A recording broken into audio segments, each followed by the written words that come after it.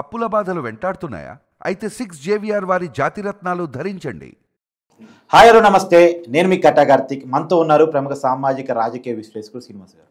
Sir నమస్కారం. నమస్కారం sir, నిన్న జగన్మోహన్ రెడ్డి వాళ్ళ పార్టీ కార్యకర్తలతో కీలకమైన నాయకులతో విస్తృత స్థాయి సమావేశం పెట్టుకున్నారు. కూటమి పరిపాలనకి ఏడాది నిండిన సందర్భంగా వైసీపీ కార్యకర్తలని నాయకుడిని ఇంటింటికి వెళ్ళి ఈ కూటమి ఇచ్చిన హామీలు చేసిన మోసాలు, ఏదైతే బాబు షూరిటీ పేరుతో బాండ్లు ఇచ్చారో ఆ బాండ్ల విషయంలో బాబు చేసినటువంటి మోసాల మీద నిలదీయమని, ప్రజలకు చైతన్యపరచమని పిలుపునివ్వడం జరిగింది. కాకపోతే వైసీపీ నాయకుల్లో ఉన్నటువంటి గందరగోళం వినపడుతున్న చర్చ ఏంటంటే, బయటికి పోతే జనాలు చెప్పులతో, కర్రలతో, చీపులతో రెడీగా ఉన్నారు. ఎందుకంటే ఇంకా కూటమి మీద వ్యతిరేకత స్టార్ట్ కాలేదు, వైసీపీ మీద ఉన్న వ్యతిరేకత పోలేదు. సంక్రాంతి తర్వాత జనంలోకి వస్తానంటే జగన్మోహన్ రెడ్డి జనంలోకి వస్తే జనాన్ని సమీకరించలేము, జనం మనకు అనుకూలంగా లేరు అని చెప్పేసి ఇద్దరు మాజీ మంత్రులు పార్టీకి రాజీనామా చేసిన పరిస్థితి మనం చూసాం. అవంతి శ్రీనివాసు, కన్నబాబు ఏకంగా జగన్మోహన్ రెడ్డి గారు తన పర్యటన వాయిదా చేసుకున్నారు. ఇంతవరకు జనంలోకి వెళ్ళలేదు. అలాంటి జగనమేమో జనంలోకి రారు, మమ్మల్ని వెళ్ళమని ఫోర్స్ చేస్తున్నారు. జనమేమో రిసీవ్ చేసుకునే పరిస్థితులు లేరు. ఇది సగటు వైసీపీ నాయకుల, కార్యకర్తల ఆవేదనగా కనపడతా ఉంది. ఎలా చూడాలి? గతంలో మీరు గమనిస్తే మీరు ప్రశ్న సమాధానం మీ దగ్గరే ఉంది చెప్పిన దాంట్లోనే. అయితే ఎలక్షన్స్కి ముందు గడప గడపకి అనే కార్యక్రమం ఎంత డిజాస్టర్ ఫెయిల్ అయిందో మీకు గుర్తుండే ఉండాలి. ఇదే జగన్మోహన్ రెడ్డి గారు అధికారంలో ఉన్నప్పుడు గడప గడపకి వెళ్ళి మనం చేసిన కార్యక్రమాల గురించి మీరు చెప్పి ప్రచారానికి వెళ్ళండి అన్నప్పుడు గడప గడపలో ఎలా చీకొట్టారనేది అందరికీ తెలిసిన విషయమే. ఒక్కసారి ఈ విషయాన్ని మళ్ళీ ఒకసారి గుర్తు చేసుకోవాలి అందరం. ఇప్పుడు కూడా అదే జరిగింది. ఎందుకంటే ఈయనకి అసహనం ఎక్కువైపోయింది. ఓడిపోయిన విషయాన్ని 11 మందితో తను సరిపెట్టిన ఆ జనం ఇచ్చిన రిజల్ట్ని చూసి తట్టుకోలేక 11 రోజులు కూడా గడక ముందే అతను దిగులు పెట్టేసుకుని మళ్ళీ అధికారం రావాలి ఎలా అయినా అనే ఒక్క ఆలోచన తప్ప, ప్రజలకి మనం చేసిన ఆ తప్పుడు వాగ్దానాల వల్ల మనం ఈ రోజున ఈ పరిస్థితి తీసుకొచ్చారు, మనం రియలైజ్ అవ్వాలి, మనం పశ్చాత్తాపడాలి, ప్రజలకి చేసిన విషయంలోంచి మనం తప్పులు చేశాం కాబట్టి మనం సరిదిద్దుకోవాలి, ఇప్పుడు ప్రజాక్షేత్రంలోకి వెళ్ళాలి, ప్రజలకి ఏమైతే సమస్యలు ఉన్నాయో అవి ఆ ప్రభుత్వం దృష్టి తీసుకెళ్ళటం, ప్రతిపక్ష పాత్రని హుందాగా వ్యవహరించాలి, అది పోషించాలి, అది జరగాలి అనే కార్యక్రమాన్ని ఎక్కడ ఈయనైతే తీసుకెళ్ళట్లేదు. ఎంతసేపు శవరాజకీయాలు ఓదార్పు యాత్రలు తప్ప ఇంకో కార్యక్రమం చేయలేడు, ఇంకో కార్యక్రమంతో ప్రజల్లోకి రాలేడు. అందువల్ల ఇప్పుడు కొత్తగా మరో ఒక రాగం, ఇదే రాగమో తెలియదు, ఆ విధంగా ఇప్పుడు ప్రజల్లోకి వెళ్ళి ఏదో చెప్పుకోవాలి, మేము చేసింది ఇది అని అంటున్నాడు కదా అతను. నిజం చెప్పాలంటే బటన్ నొక్కడం తప్ప అతను చేసింది ఏంటి? వాస్తవానికి అదేగా జరిగింది. అది అతను ప్యూన్ కూడా నొక్కేయగలడు. బటన్ నొక్కడం కాకుండా పోలవరాన్ని ఏమన్నా ఒక ఇటక పేర్చాడా? అమరావతిని రోడ్లు తవ్వుకుపోయి అమ్ముకున్నారు తప్పితే అక్కడ ఏం జరిగిందా? ఇసుక ఏమన్నా ఇచ్చి బిల్డింగ్ ఏదైనా భవన నిర్మాణ రంగాన్ని ఎంత కుదేలు చేశాడు అనేది అందరికి తెలిసిన విషయమే. ఇక మధ్యాహ్నం అయితే ఏరిలై పారించాడు.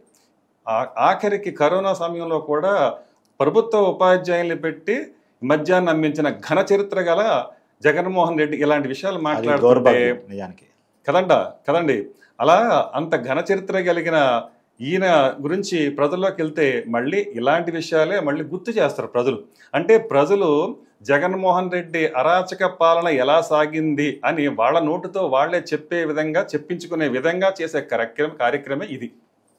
ఒక మాటలో చెప్పాలంటే మరోసారి అనిపించుకోవటానికి ప్రజల్లోకి వీళ్ళు వెళ్ళగలరా వీళ్ళు అసలు? ఎందుకంటే ప్రజలు మర్చిపోలేదు. ఇంకా కూడా సార్, జగన్మోహన్ రెడ్డి గారు పిలుపునిస్తారు, ఆయన మాత్రం ఆంధ్రప్రదేశ్లో కూడా ఉండరు. మొన్న వెన్నుపోటు దినోత్సవం రోజు దినోత్సవ కార్యక్రమాన్ని చేయాలని వైసీపీ పిలిపించింది. ఓ పార్టీగా వాళ్ళు ఇష్టం, ఆ ప్రోగ్రాం పిలిపించుకోవచ్చు. కానీ వాళ్ళ పార్టీ అధినేత కూడా రోడ్డు మీదకి రావాలి కదా, నాయకులు మాత్రమే రావాలి, జగన్మోహన్ రెడ్డి గారు రోడ్డు మీదకి రారా అని అంటున్నారు. ఏమంటారు? ఆయన ఏదైనా శవం దొరికితేనే రాగలడు. ఆయన ఒక విక్రమార్కుడు బేతాళ కథ లాంటిది అనమాట. అతనంతా ఏదో శవం దొరకాలి, ఆ కారణంతోనే రాగాడు, వేరే కారణంతో అతను బయటకు రాలేడు. అలా రావాలంటే ఇంతకుముందు 5 ఏళ్ళు ఏం చేసాడు? పరదాలు వేసుకుని కదా, ఆఖరికి వరిచేలు మునిగిపోతే ఐదు చూడటానికి కూడా వచ్చినప్పుడు ఒక చక్కటి ఏర్పాట్లు చేసుకుని దాని మీద ఎక్కి అలా పైనుంచి చూసేసి మళ్ళీ అలా వెళ్ళిపోయాడు ఆయన. అంటే చేలోకి వెళ్ళి ఆ మడుగులోకి వెళ్ళి కాళ్ళు పెట్టడానికి కూడా ఇష్టపడిన వ్యక్తి ప్రజల కష్టాలు ఎలా అర్థం చేసుకుంటాడు? ప్రజల్లోకి రావాలంటే ఆయనకు శవం దొరకాలి, ఆ కార్యక్రమం చేస్తున్నాడు. ఎక్కడ మీరు చూడండి, బయటకు ఎప్పుడు వచ్చాడు ఈ మధ్యకాలంలో? మీరు అన్న కార్యక్రమాలు దేనికి రాలేదు, ఓ దానికి మాత్రం వచ్చాడు. గంజాయి బ్యాచ్ ఏదైతే ఉందో వాళ్ళకి వాళ్ళని పరామర్శించడానికి వచ్చాడు.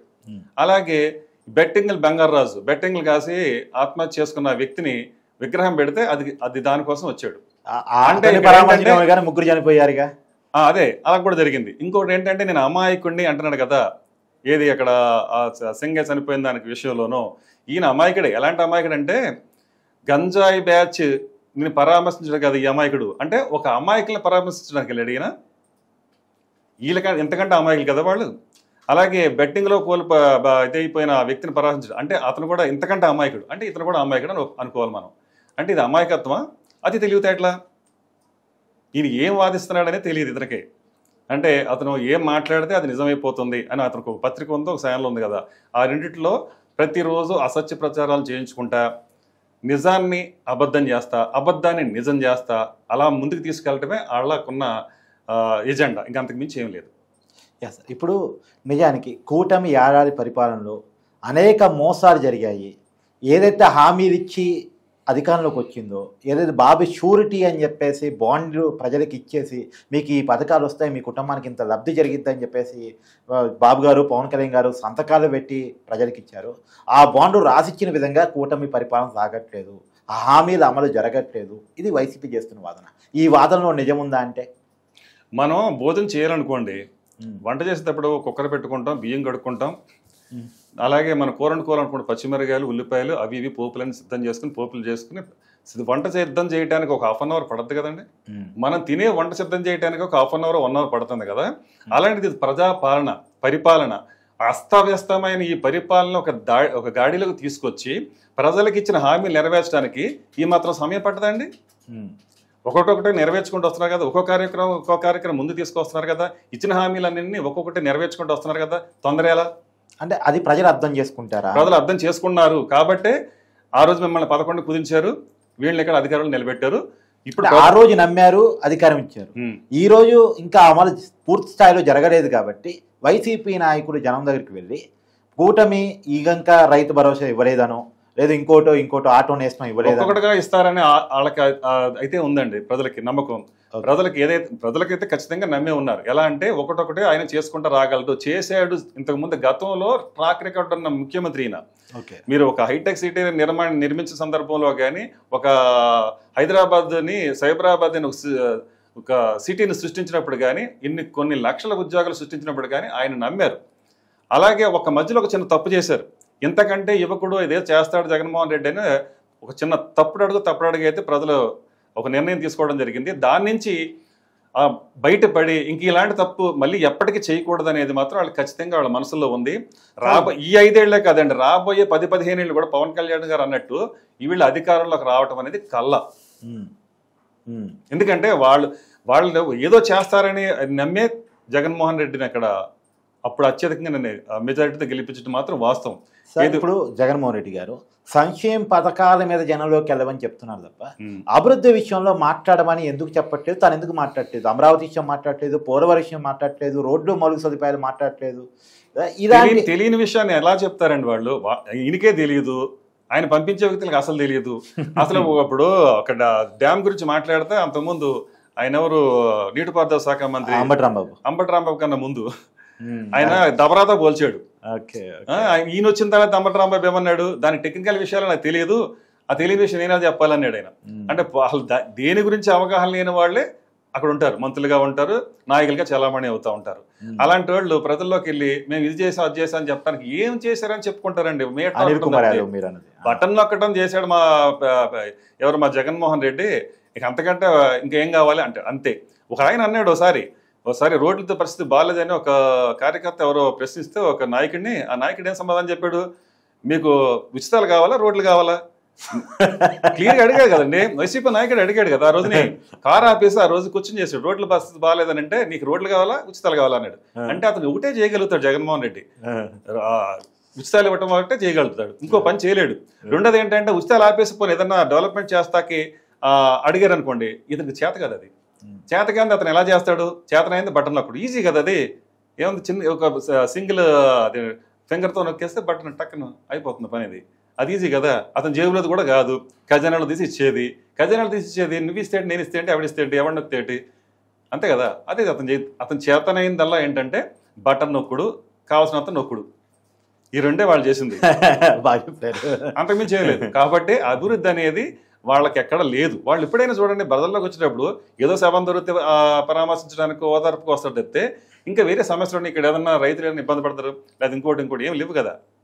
లేదన్నా వచ్చినా కూడా వేల మందిని వేసుకొచ్చి విధ్వంసం సృష్టించడానికి వస్తారు. అంతేగాని ఒక బాధ్యత గల ప్రతిపక్షంగా హుందాగా ఎక్కడన్నా వ్యవహరిస్తున్నారా?